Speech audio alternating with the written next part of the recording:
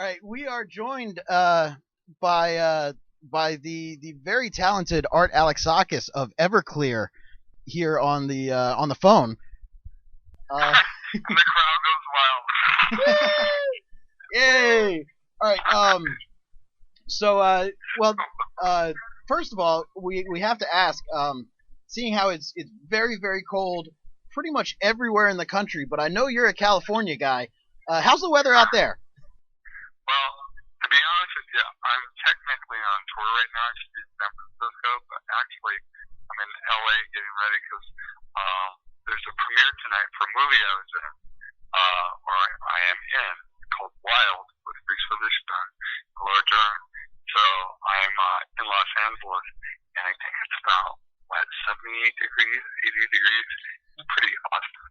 Okay, so everybody here is officially jealous of you. Yeah, they'll fill me with garbage and stuff when I get there. That's cool. Well, yeah, I saw that. Man. I wouldn't expect less. I saw that you were. I love Baltimore. Cool. Well, we love Baltimore too. I mean, because we're very close to Baltimore.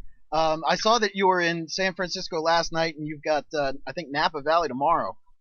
Yeah, we got Napa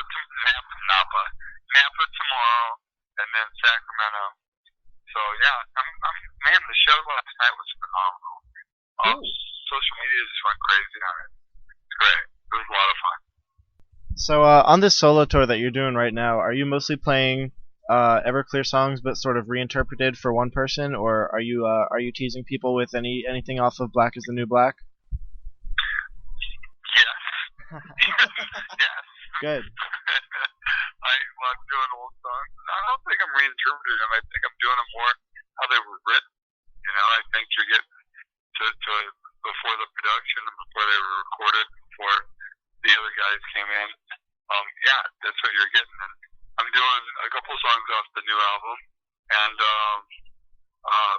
cover here and there, and I take requests and heckle people, and they heckle me back, and very good-naturedly and lovingly, and I bring people on stage and make them look ridiculous. Actually, they make themselves look ridiculous. I just facilitate that, which I'm really good at. And then it's just a great show, man. It's a lot of fun. It sounds very intimate, especially compared to, when Everclear plays as a band. You guys have these giant shows on in stadiums and whatnot. This sounds a lot more, I guess, personal to the audience.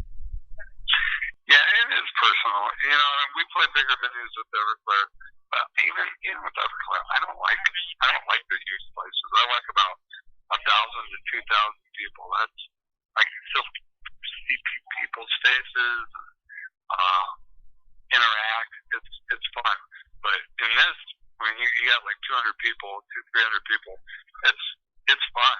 It's just a lot of fun, and I don't know. I mean, it's just I don't take myself so seriously. I take my music seriously. I take what I do extremely seriously, but I don't take myself. And performance, it's more about being in the moment than about being perfect. I've been on tour with guys who sing perfectly, never miss a note, never forget a word, and you want to fall asleep halfway through. That ain't the case here. I'm out there just putting my heart into it, swinging for the fence every time. It's fun. I think there's enthusiasm there, and I think it communicates, and it's kind of infectious to people. I know when I go see people, I love to see people having fun. You know what I mean? You don't want to see people staring at their hands or looking like they're miserable. If you're miserable, man, you better do something else. Playing a band or playing music. That's the dream. All right, cool. So we will not see anybody there checking their cell phones or anything like that. Oh, no, I'll heckle you. I heckled a lady last night who was in the front row, right in front of me, filming me on her iPhone. And I'm just like, I stopped in the middle of the song. I go, why aren't you here with the rest of us?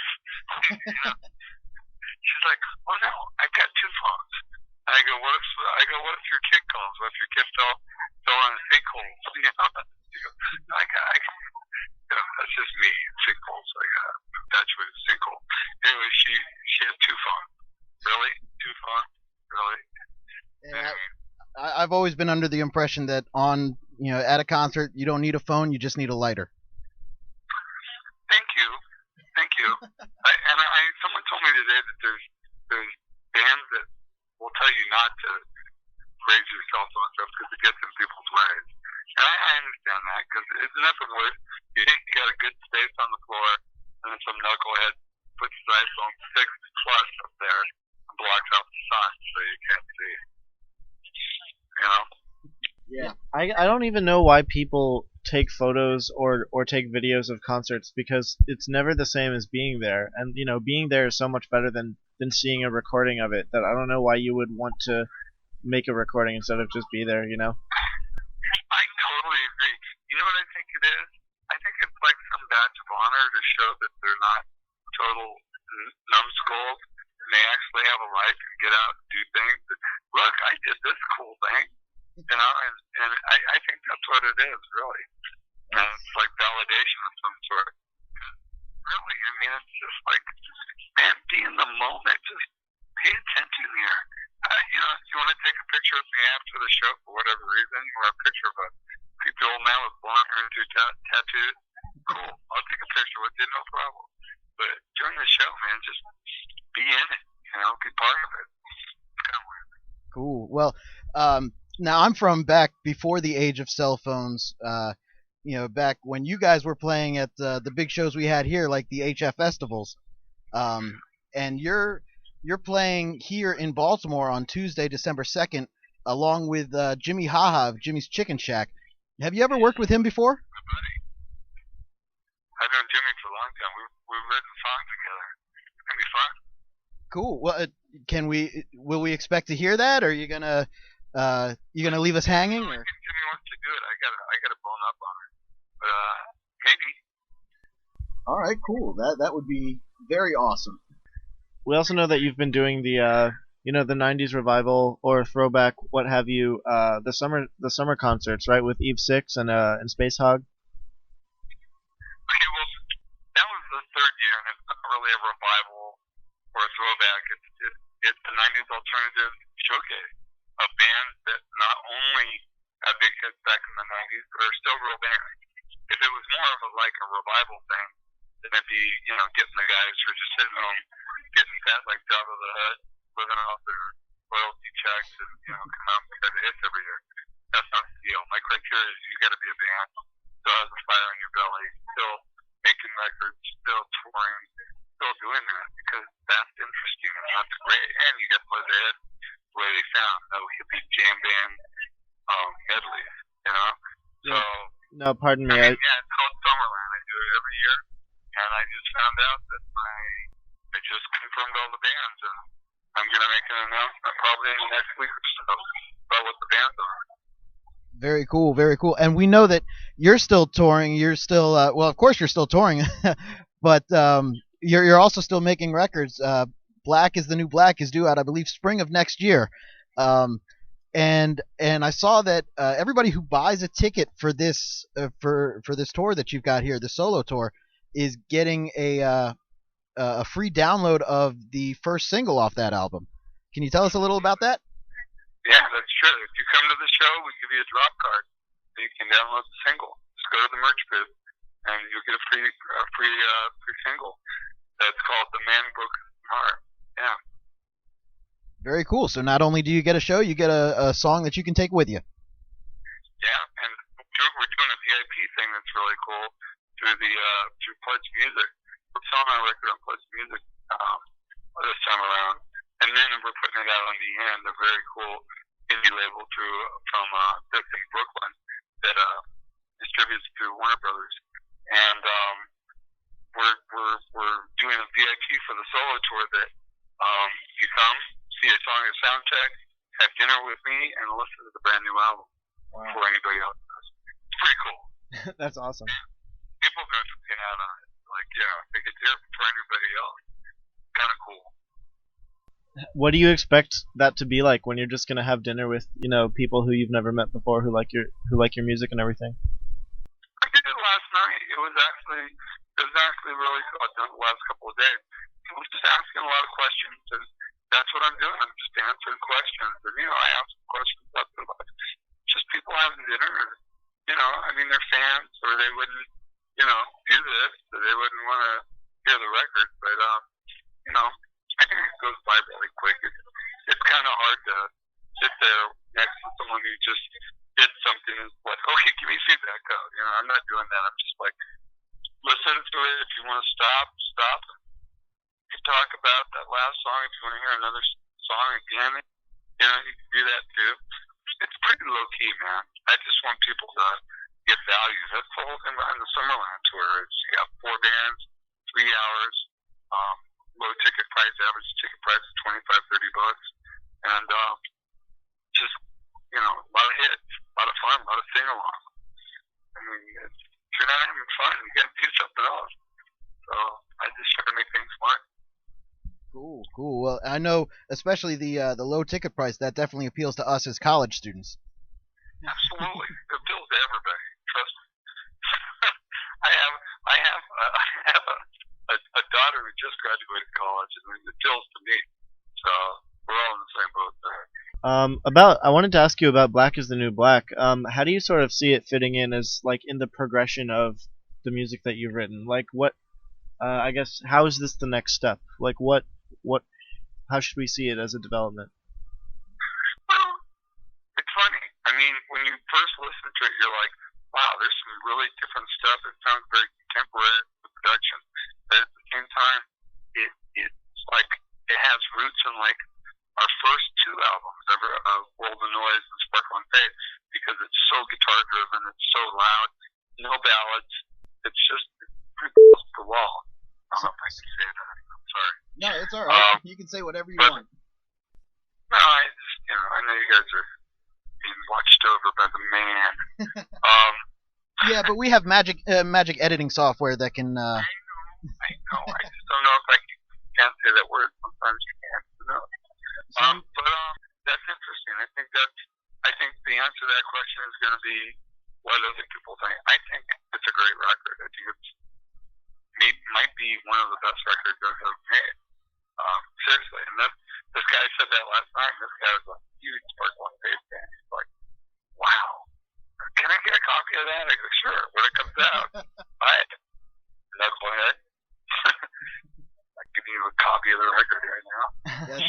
That's an excellent response. It sounds pretty punk, like with the the sort of driven guitar led songs that you're talking about. Sounds pretty punk. Well, it's punk in a lot of ways. It's not really. Some songs are really fast and punk, but some of it's heavy and slow and grinding. But the guitars are really loud. The vocals are really aggressive. The subject matter is aggressive. Well, tell us a little bit more about the subject matter. Well, I mean, without giving too much away, Well, it's dark. Black is the New Black. It's dark record. And it's kind of tongue in cheek, the title. But at the same time, it's unapologetic rock and roll. It's just like like World of Noise and Sparkle and Fade and so much of the Afterglow. It's not happy songs. I mean, they're not happy songs. They sound happy, some of them, but a lot of these are pretty heavy and dark. I just wanted to rock, and then all of us just wanted to just blow it out and write some, I wrote some great soft rock and roll songs. What we wanted to do is make a great rock and roll record that we could go out and play and have fun doing, and that people would be enthused about it. I'm really sick of like what people are calling alternative right now. There's so many pure pop bands that there's nothing alternative about it. And this is not like music that your grandma's gonna like. This is, in that sense, you're right. It is punk. It's just in your face and kind of ugly and kind of like the elephant in the room with a baseball bat. The elephant won't stay in his place. He's trying to hit you with a baseball bat. So I think that's pretty cool. I think that's maybe the house. That should be the name of the record, actually. Yeah, well, it's definitely real, and that's something we've always grown to love and expect from Everclear. I mean, I remember just from my own personal experience hearing Father of Mine, and I'm thinking wow, this guy captured the exact feeling, because unfortunately I was in that same situation. And like I said, it's stuff that needs to be said. Well, what's funny is that's how I feel about it. Like, and I say this at my shows. There's this this guy online is always saying, "Well, you mean the guy is Art Alexakis? Remember, the guy that only writes songs about divorce. All his songs are about divorce, thinking he's funny." And I'm like, okay, I'm that guy. I'm the guy that writes about things that make you uncomfortable, that you don't want to think about or talk about. Okay, I'll be that guy. I got no problem. I like people who aren't afraid to piss people off, who aren't afraid to ruffle some feathers, and who are, like, just honest and forthright and not disingenuous. I find so much rock and roll and pop music just like so superficial and fake. I love a good pop song. Like anybody, I love a good pop song. If there's a good lyric and a good hook, I'm in. It's not necessarily what I want to do, but I respect all types of music when it's real. But, when you start getting into generalities and people just get lazy about songwriting. I teach a songwriting class, and I'm pretty hard on my students about pushing themselves, and I think it's good. And I was really good at pushing myself. Some people aren't so good at it. That's why you got me. Give you a hard time. Yeah, well, I think it's that honesty and that genuine feeling that we get that really draws in the fans, because that's people aren't looking for the sugar-coated glory. People are looking for reality. Some people are.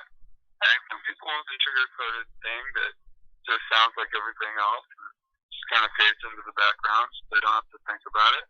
But I think you're right. I think there's a lot of people, young people and older people, who are just hungry for something more.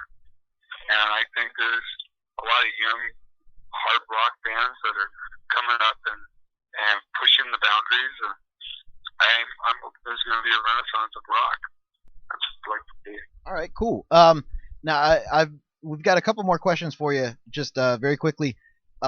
It may be very difficult for you to choose, but if you had to choose one song, whether it's the old stuff or something off Black is the New Black, do you have a favorite?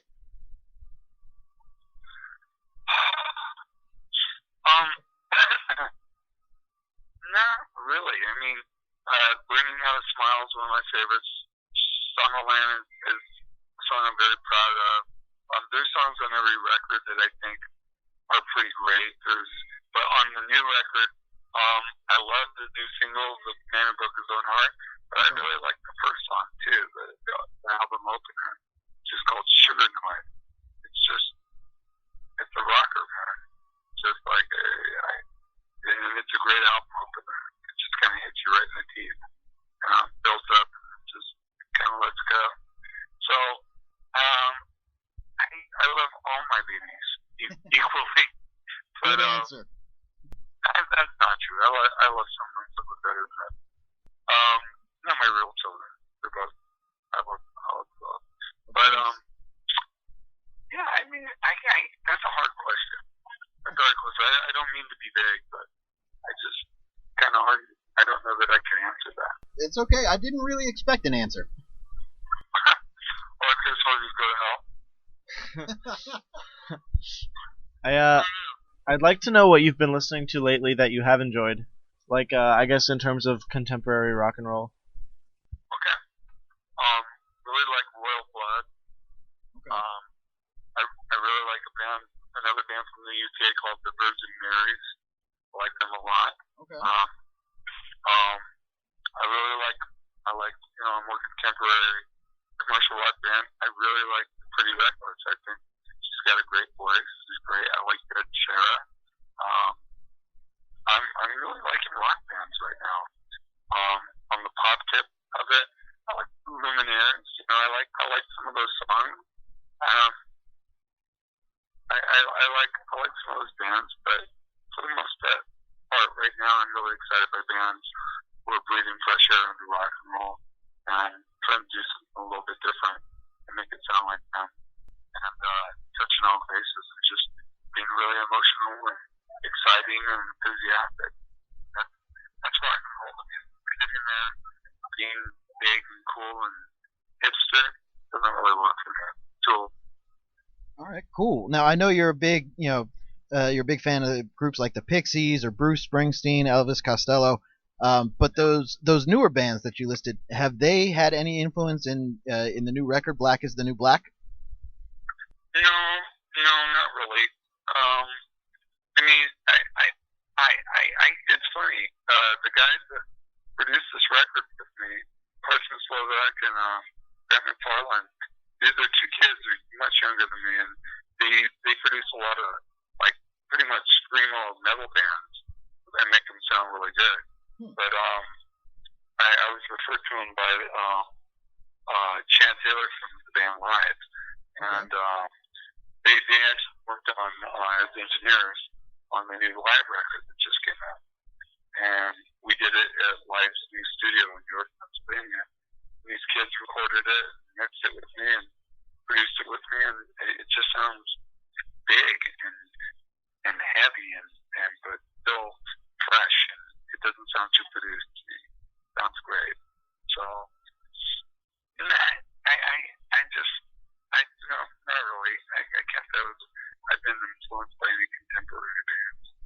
All right, cool. Well, I noticed you said the studio was in York, Pennsylvania. That's right over here in our neck of the woods. That's about 30 minutes north of Baltimore. Yeah, that's a stone's throw away for sure. Yeah. You go to the sports bar there, everybody's Orioles fan. He says to the guy who's currently wearing an Orioles cap. Dude, I was hoping it was going to be your team and my team. No, I'm a Dodgers fan. Yeah, we were all hoping that would have been a great series. That would have been a great series, dude. Yeah. 66, me too, you know? Yeah. Clayton Kershaw, it's like the new version of Sandy Koufax. Oh, yeah. Yeah, he's been lights out. We won the MVP. It was pretty awesome. Yeah. And the Cy Young. Yeah. Hasn't happened since, 67, 68, Bob Gibson. Yeah, 67, Bob Gibson in the National League. Yeah. All right, cool. Well, we'll see you next year, and we'll see what happens there. Well, yeah, but it's like I guess you can be good all year, but if you're not good for more than 3 or 4 games in the postseason, that whole year just kind of doesn't mean anything. It's gone. Yeah. You know? Anyway. Well, it's probably a good thing that that we didn't see in the World Series, because then the show on December 2nd, it might be a little sour if you come out wearing a Dodgers cap, and we just played them here in Baltimore. Well, I totally won't wear a Dodger cap on stage, but I do rock a black Dodger cap when I'm on the road. It's a true story. So, yeah, see, then we wouldn't have to get into a wrestling match with each other against the Julia. Yeah. It would have been ugly. Well, I don't think I don't think that we would stand a chance. You wouldn't. You wouldn't. I'm old and crusty and geek. I don't know. I'm pretty old and crusty myself there. No, you're not. How old are you? I'll be 29 at the end of the month. Oh, stop it. Stop it. But I feel significantly older. What's that? I feel significantly older. Well, then we make up for it because I feel significantly younger. What's that? There you go. So we mesh well together. There we go. You're the yin to my yang, right? That's very cool. Let me tell you, that's getting creepy. No, that right there, that's gonna be a tattoo. I'm just gonna get that right across my chest. It says the yin to Art Alexakis is yang. Well, that's gonna bring up a lot of questions. Yeah. Notably from my wife. On your chest tattoo. Yeah. Well, no. Maybe a temporary tattoo. I'm sure plenty of 29-year-old guys across the country get that name tattooed on their chest. All right. Thank you very much, sir. Again, thank you very much for taking the time out of your busy day, and we look forward to seeing you on on Tuesday, December 2nd, up here at Baltimore Soundstage. Yeah, have a great show tonight. We'll see you there. I hope you guys come out. It'll be fun. We'll be there, and enjoy the movie premiere tonight. I will, for sure. Take care, guys.